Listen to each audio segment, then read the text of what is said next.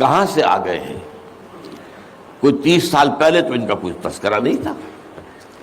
ہاں، افغانستان میں طالب علموں کو طالبان کہہ دیا جاتا تھا، اس پہلو سے تو وہ موجود تھے، لیکن طالبان ایک سیاسی یا عسکری قوت کی حیثیت سے کیسے منظر پر آئے؟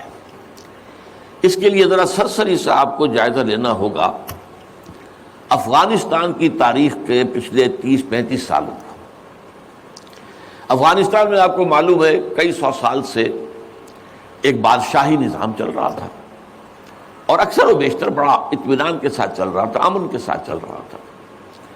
اگرچہ افغانستان کے جو دیہی علاقے تھے ان میں رہنے والوں کی جو اکثریت، عظیم اکثریت ہے، وہ بڑی شدید مذہبی انداز کی تھی، نماز، روزہ اور اس پردہ، حجاب، یہ ان کے کلچر میں شامل ہے۔ یوں سمجھیے کہ یہ مذہب ہونے کا پہلو بعد میں آتا ہے، ان کے کلچر کا جز ہے۔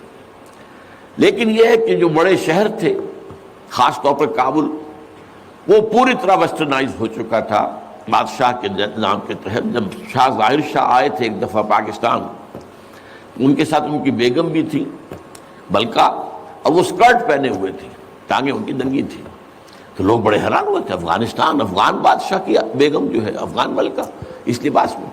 لیکن واقعہ یہی ہے کہ کابل جو ہے پورے طور پر ویسٹرنائز تھا، اکثر و بیشتر وہاں بھی جو لوگ نچلے طبقات میں تھے ان کے اندر ظاہر بات ہے کہ مذہب کا وہ جو کلچر ہے ان کا وہ موجود تھا۔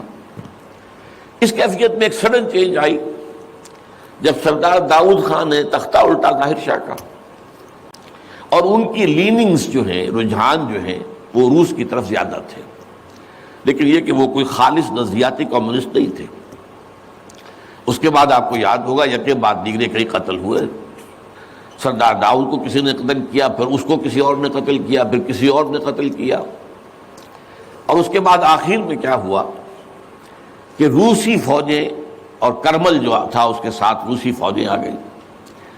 تو یہ جو ایک تبدیلی ہوئی ہے، اس کے خلاف جو ہے اسلامی قوتوں کی طرف سے ریزنٹمنٹ آئی، اس لیے کہ اگرچہ ان تبدیلیوں کے دوران کمیونزم جو ہے وہ کم سے کم جو شہری علاقے تھے افغانستان کے، اس میں مضبوط قدم جما چکا تھا۔ پارٹیاں دو تھیں، پرچم اور خلق، لیکن ان دونوں کے درمیان فرق وہی تھا جو رشین ریولوشن میں مونشوکس اور بولشوکس کا تھا۔ پارٹیاں دو لیکن نظریہ ایک، کمیونزم ایک، قیادتیں دو جدا، دو پارٹیاں۔ اسی طریقے سے ان کی پارٹیاں دو تھیں، آپس میں ان کا جو ہے پاور سٹرگل بھی جاری تھی، لیکن کمیونزم کے اوپر وہ بالکل جو ہے پورے متفق تھے۔ اب یہاں پاکستان میں اس کا جو رد عمل ہوا اس کو سمجھیے، جو بہت صحیح ہوا۔ ابھی جب کہ وہ ریزسٹنس شروع ہوئی تھی اور روسی فوجیں نہیں آئی تھیں، ابھی گویا کہ ایک لوکل فینومینا تھا، گویا کہ سب کچھ جو ہے وہ افغانستان کے اندر، جس کو میلٹنگ پاٹ کہتے ہیں، اسی کے اندر تھا۔ تو اس وقت بھی ظاہر بات ہے کہ کمیونزم کے خلاف مسلمانوں کے اندر اور مذہبی مزاج کے لوگوں کے اندر ایک رد عمل شروع ہوا، ریزسٹنس شروع ہوا، اور ان میں خاص طور پر کالجوں اور یونیورسٹیوں کے طلباء کا حصہ بہت زیادہ تھا۔ یہ لوگ جو ہیں یا تو جماعت اسلامی کے زیر اثر تھے، اور یا زیادہ تر جو ہے الاخوان المسلمون کے زیر اثر تھے۔